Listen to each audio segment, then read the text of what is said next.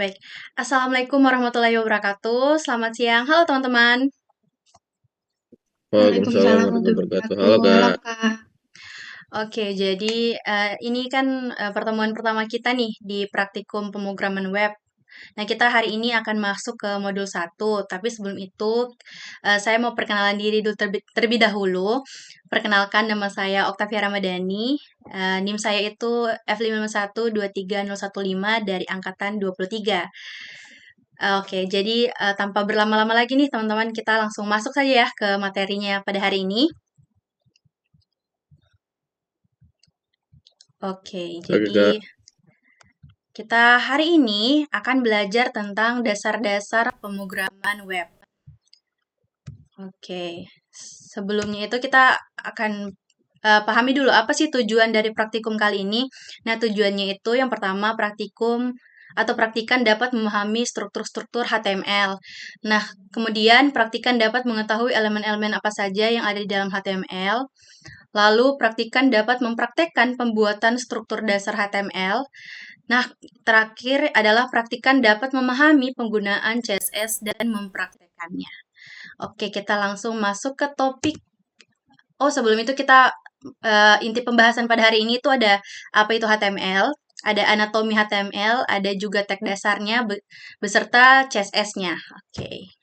Kita masuk ke materi pertama. Nah, sebelumnya nih teman-teman, saya mau tanya, kalian sudah pernah dengar tentang HTML atau tidak? Jika pernah, coba salah satu dari kalian itu menjelaskan secara singkat saja apa sebenarnya itu HTML. Yang bisa, ayo. Boleh, open mic. Boleh Afaf kayaknya, Afaf. Ya, boleh, silahkan. Jadi setahu saya Kak itu HTML itu eh, singkatan dari Hypertext Markup Language, itu bahasa markup yang digunakan untuk pengembangan web Kak. Oh, betul, Begitu betul saya. sekali, betul sekali. Terima kasih Afaf atas jawabannya. Betul sekali teman-teman. Jadi, seperti yang dikatakan Afaf tadi, HTML itu merupakan bahasa markup standar yang digunakan untuk membuat halaman web. Jadi, HTML ini akan berguna untuk saat pembuatan website tersebut. Nah, apa HTML ini juga berkaitan dengan CSS dan JavaScript. Oke, itu saja pengantar singkatnya. Sekarang kita belajar tentang bagaimana cara membuat file HTML. Terus di sini ada anatomi nih teman-teman. Jadi selain tuh anggota tubuh itu punya anatomi, HTML juga punya anatomi. Jadi anatomi dari elemen HTML itu terdiri dari opening tag, atribut, value, content, dan closing tag. Nah, tag sendiri itu merupakan penanda awalan dan akhiran dari sebuah elemen di HTML, dan tag itu dibuat dengan kurung siku. Nah, ini. Nah, kelas itu dia semacam penanda lah, teman-teman. Kalau value itu merupakan nilai dari atribut tadi. Sedangkan konten di sini merupakan isinya dari atribut tersebut. Oke. Kita supaya kalian lebih paham nih. Kita lihat di sini. Nah, di sini saya sudah buat satu file yang isinya ada indeks HTML. Nah, di dalam indeks HTML ini ada struktur-struktur dasar dari HTML itu sendiri. Contohnya itu ada head. Di sini head itu berperan sebagai kepala lah istilahnya. Di dalam head ini kalian bisa memberikan judul untuk website kalian. Jadi tidak akan tertukar dengan misalnya kalian punya project lain, itu akan kalian bisa bedakan dari title ini. Di dalam head juga kalian bisa masukkan link-link, kayak misalnya kalau kalian mau masukkan font atau link-link href yang lain, boleh. Nah, kita langsung masuk ke sini. Tadi kan ada tag. Tag P. Tag P ini adalah tag paragraf, di mana kalian bisa isi dengan teks apapun itu. Teks halo. Terus kan tadi dibilang ada atribut. Nah, atribut itu kelas. Nah, di sini kan kita belum isi nilai dari atribut tersebut. Ketika kita isi, atribut tersebut sudah memiliki nilai. Begitu teman-teman. Sederhananya seperti itu untuk anatomi elemen HTML. Kita lanjut ke materi selanjutnya. Oke. Nah, di sini. Nah, di sini kita masuk ke jenis-jenis tag HTML. Sebenarnya tag HTML-nya ada banyak, teman-teman. Ada tag semantik juga namanya. Cuman di sini saya hanya memperlihatkan secara singkat saja. Jadi tag HTML itu ada tag BR atau break, ada HR, itu garis horizontal yang panjang begini. Terus dia ada tag H1 sampai H6. H itu merupakan heading atau judul. Lalu ada tag P yang tadi kita sudah gunakan, yaitu paragraf. Kemudian ada tag div. Nah, tag div ini digunakan untuk menunjukkan divisi atau dia semacam pembungkus untuk beberapa elemen. Jadi, teman-teman itu bisa letakkan beberapa elemen di dalamnya tag div. Misalnya, kalian mau buat suatu section atau bagian, kalian bisa gunakan tag div.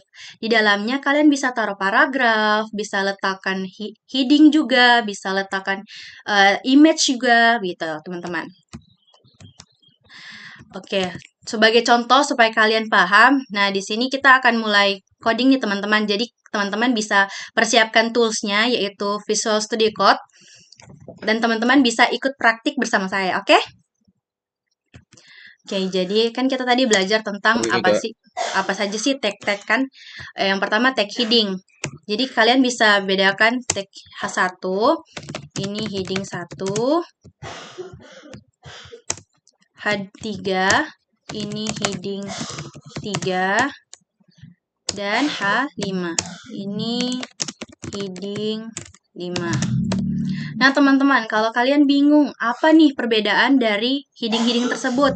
Nah, perbedaannya itu semakin kecil ukuran heading, semakin kecil headingnya itu semakin besar ukurannya. Jadi kalau heading 1 ini adalah ukuran heading paling besar atau ukuran judul paling besar.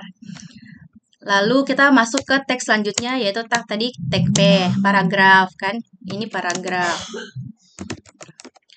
Lalu ada tag div tadi yang saya bilang bisa membungkus beberapa elemen HTML kan. Kita tulis div di sini. Nah, di sini kalian bisa letakkan kayak tag P, hi. Lalu kalian juga bisa letakkan H1 misalnya atau H3 lah. Ini H3. Hai juga. Nah, jadi di sini kalian bisa mengatur atau merapikan struktur-struktur di dalam HTML ini kalau kalian pakai div. Jadi dia tidak bakal teracak lah tempatnya. Lalu kalian juga dapat mempermudah ketika menggunakan CSS itu sendiri. Nah, kalau kalian mau lihat hasilnya, kalian bisa klik kanan terus open live with share ini. Nah, di sini akan tampil lah teman-teman. Kalian punya kode tadi. Ini merupakan paragraf tadi, ini headingnya, ini perbedaan ukurannya.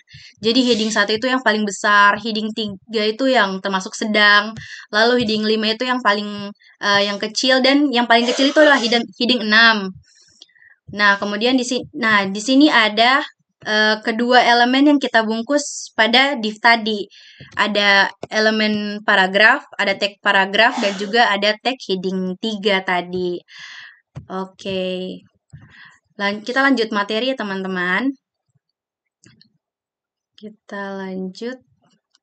Oke, maaf, agak lambat. Nah, kita masuk ke CSS dan jenisnya. Jadi, CSS ini merupakan cascading style sheet, yaitu bahasa yang digunakan untuk tampilan halaman website. Nah, sebenarnya apa sih CSS ini? Kalau kita analogikan, kalau HTML itu dia sebagai kerangka atau pondasi suatu bangunan lah. Nah, terus kalau CSS ini dia hiasan luarnya. Contoh seperti kayak warna temboknya, terus jendelanya, terus pintunya. Nah, itu merupakan CSS. Terus, jenis-jenis CSS itu ada 3, yaitu external CSS, internal CSS, dan juga inline CSS. Supaya kalian paham perbedaan-perbedaannya, kita langsung praktek juga lagi. Nah, yang pertama, external CSS itu kalian bisa akses di beda file. Jadi, di sini kalian bisa buat satu file CSS seperti ini. Lalu, kalian hubungkan ke HTML-nya kalian. Nah, kalian hubungkan itu menggunakan link dan kalian letakkan di dalam head. Link, Nah, begini. Jadi nama file CSS-nya kalian tulis di sini. Dan ingat teman-teman, kalian harus sesuai namanya. Jangan beda. Kalau kalian beda, otomatis style CSS kalian tidak akan terpanggil dan HTML kalian akan jadi dasar saja, tidak ada ya tampilannya gitu. Tidak ada hiasannya lah. Oke, jadi terus misalnya kita mau style tadi kan atau heading 1 lah. Kita tulis di sini heading 1 kurung kurawal. Terus kita mau warnanya itu pink. Nah, kita bisa lihat. Nah, dia berubah teman-teman, berubah jadi warna pink gitu. Terus dia bisa juga kita hapus lagi, kita coba lagi untuk internal. Kalau internal kita bukan berikan di file yang berbeda, tapi di dalam satu struktur dasar dan dia berada di dalam head. Seperti ini. Saya sama kayak tadi, heading 3 lah kita style kan. Heading 3, terus kita mau colornya itu saya mau green. Oke. Kita lihat perbedaannya. Nah, di sini jadi setiap heading 3 itu dia bakal berubah jadi hijau sesuai color yang kita gunakan tadi. Nah, kemudian kalau inline CSS dia berada dalam satu baris tagnya. Contoh, di sini ada paragraf kan? Atau di sini ada paragraf class ada. Terus kita mau ubah dia jadi warna merah. Kita berikan style, lalu kita berikan color dan kita beli colornya itu red. Kita lihat ya perbedaannya. Nah, ini dia berubah jadi warna merah. Oh, maaf. Ini dia berubah jadi warna merah. Oke, jadi sebenarnya itu saja sih teman-teman kalau kalian mau pahami apa saja HTML dan jenis-jenis CSS-nya. Oke, kita lanjut. Oh, ternyata sudah berada di materi terakhir nih teman-teman. Jadi sebelumnya berakhir materi, saya mau review kembali apa yang telah saya jelaskan kepada teman-teman.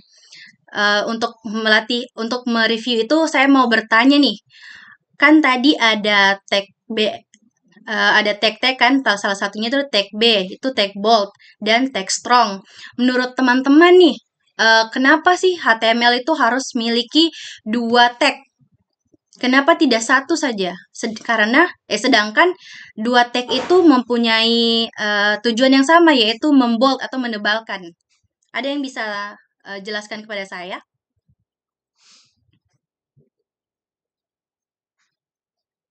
Oh, boleh Afaf. Silakan Afaf, open mic. Mungkin itu setahu saya Kak yang ada 2 tag yang tujuannya untuk sama. Itu kalau nggak salah yang kan Kakak bilang tadi ada teks B untuk bubble kan. Iya, Kalau nggak betul. salah itu ada lagi teman satu itu namanya teks strong. Iya, betul sekali. Itu gunanya untuk sama.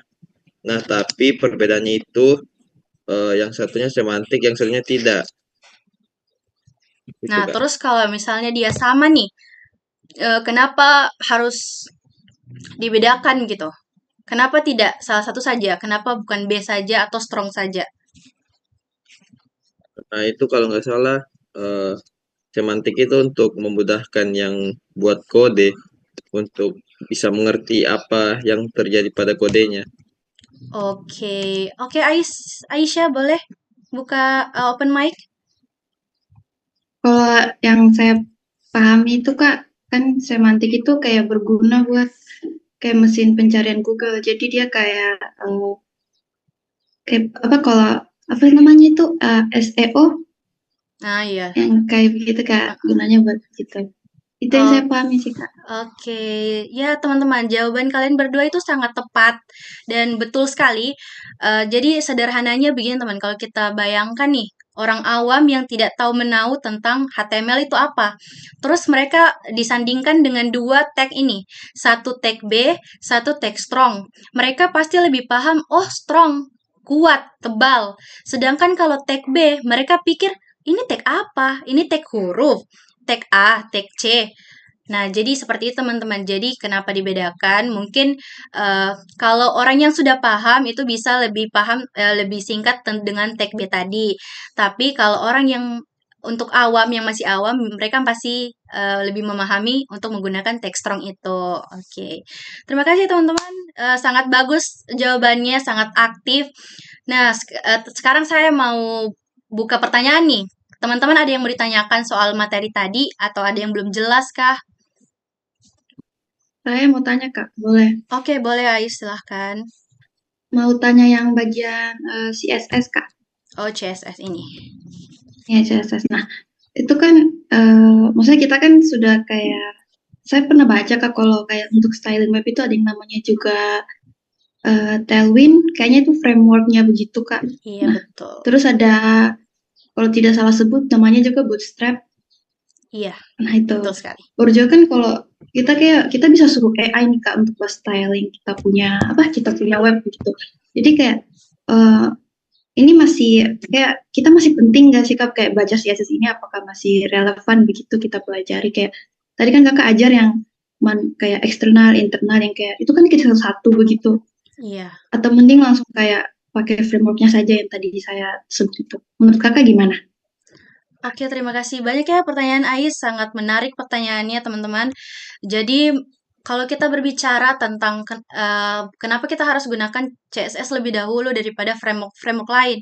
Seperti kita tahu, CSS ini merupakan pondasi ya, teman-teman. Dia paling dasar dari dari style lah.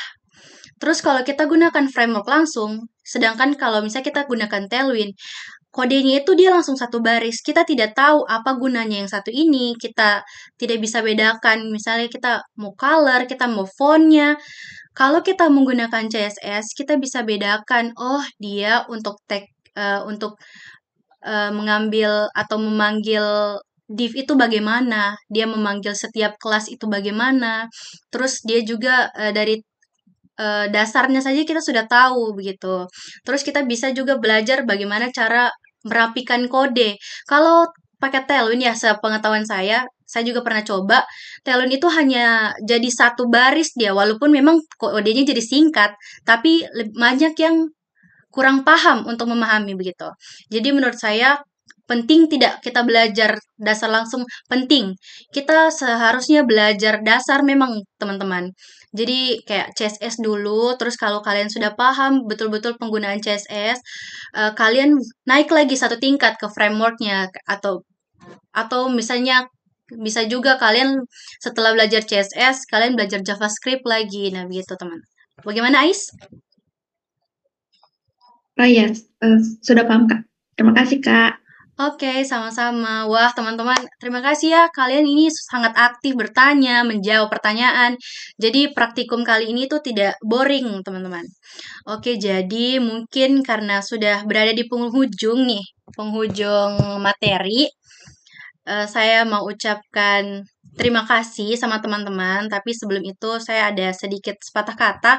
Jadi, teman-teman, jangan takut untuk coba hal-hal dasar terlebih dahulu. Nah, jangan takut juga kalau kodenya tiba-tiba merah karena kita bisa belajar dari kesalahan. Nah, teman-teman juga kalau mau bangun suatu web itu kalian harus kuasai 3 hal. Itu bagaimana cara kalian pahami struktur dasar HTML-nya, bagaimana cara kalian style dengan CSS, dan bagaimana kalian memberikan responsif menggunakan JavaScript itu. Oke, teman-teman? Jadi semangat ya. Jangan takut untuk membuat website, jangan takut gagal. Oke, baik. Jadi mungkin sekian praktikum kita pada hari ini. Terima kasih atas keaktifannya dan partisipasinya. Saya ucapkan terima kasih sekali lagi. Saya akhiri. Wassalamualaikum warahmatullahi wabarakatuh. Waalaikumsalam warahmatullahi wabarakatuh. Makasih Kak, ya.